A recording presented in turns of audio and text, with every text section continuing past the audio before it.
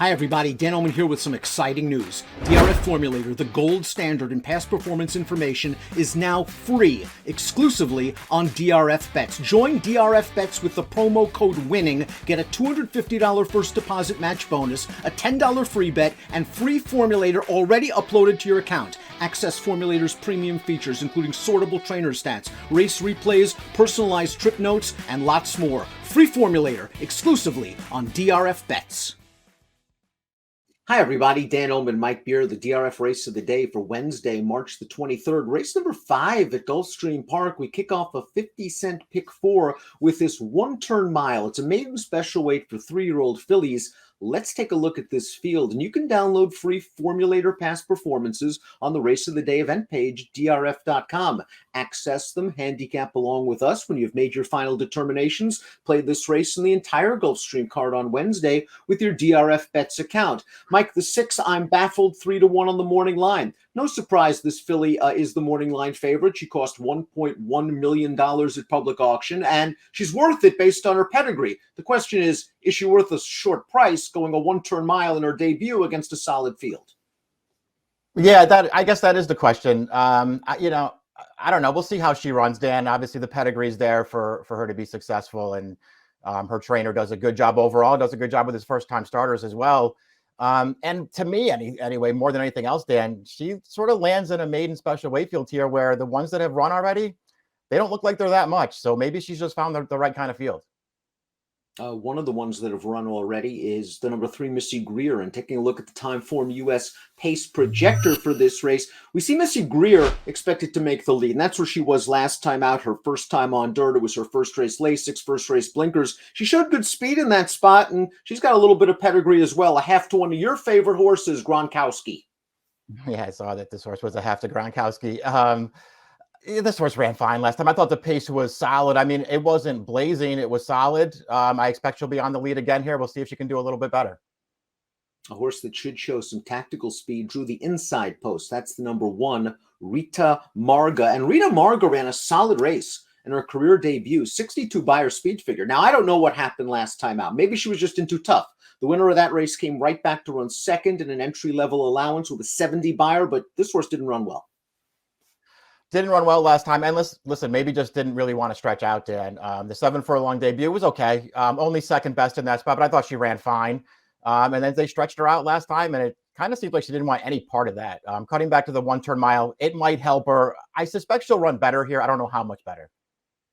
In from the fairgrounds is the number 2, Great Adventure, making her first start for trainer Kent Sweezy. And this filly comes out of a key race. The second and third place finishers both won. The runner-up scoring with a 77 Beyer. The winner of that race came back to run second in an allowance. Looked like a good field. I think a concern is this. She doesn't have a lot of speed, and at Gulfstream Park, that could be a big problem.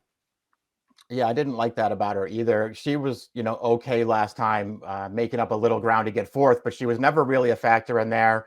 Was never a factor in her career debut, which was also a dirt race, rained off the turf.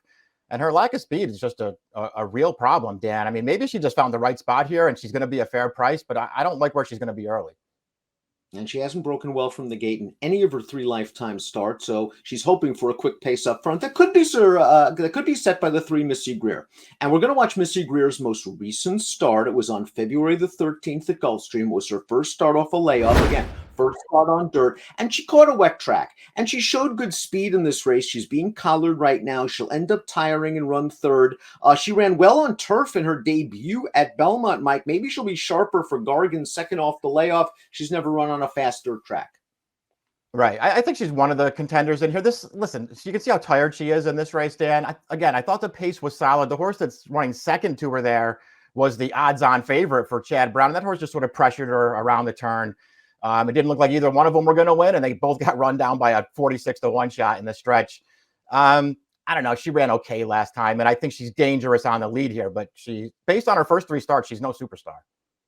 Hot Bodie, the number 4, is going to be moving from synthetic to dirt. Now, she's raced on dirt once in her career, but it was a sprint in her debut, and she passed a couple of tired horses in the stretch. I think this distance is more to her liking, and maybe she just didn't care for the synthetic. She was big prices in her last 2 races and just kind of ran even races.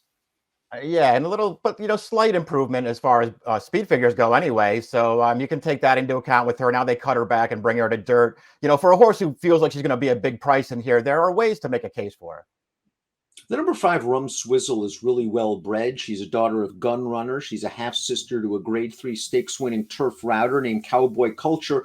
And I have a feeling that sprint distance was a little sharp for her in her career debut. She finished 5th that day. It was a solid enough field. The runner up came back to run 2nd against Florida bred maidens, only a 55 buyer. But I think this filly could do better with additional distance. I think the added distance helps her. We'll see if she can just be a little bit sharper in this race. They're just sort of one-paced around the track there, sprinting. But as you say, it didn't really look like she necessarily wanted to sprint. I sort of overall just feel like that was a pretty good field. I thought the runner-up ran well that day. The winner, a first-time starter from Chad Brown and Juddmonte Farms, really well bred. That horse was really impressive winning, I thought. This might actually be a softer spot for this horse.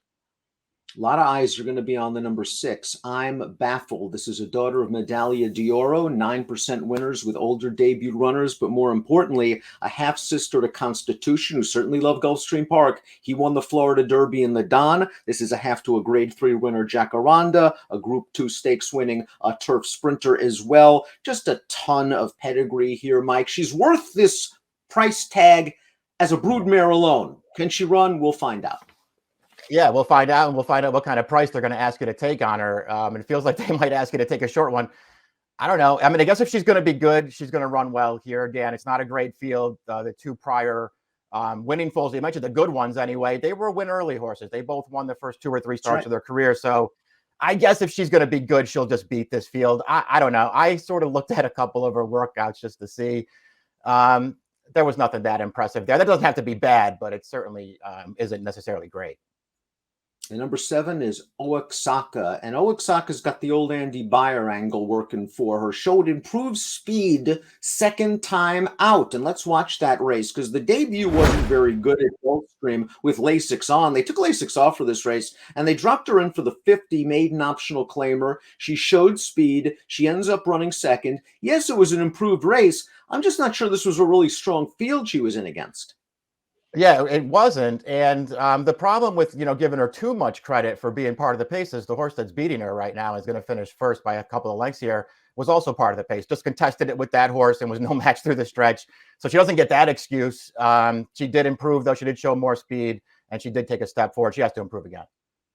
Completed the field as a 7 Friendship Road. I think it's a little too early to give up on Friendship Road. She's a daughter of Quality Road. She's a half-sister to a horse that seems to be blossoming right now, Olympiad, who just won a graded stakes race down at the fairgrounds. Now, this one for Shug's only run once on dirt. It was in her debut. Shug usually doesn't have them ready to fire first out. They ran her on turf 2nd time out. Understandable considering some of the pedigree as well on the bottom. Maybe she improves blinkers on at a price.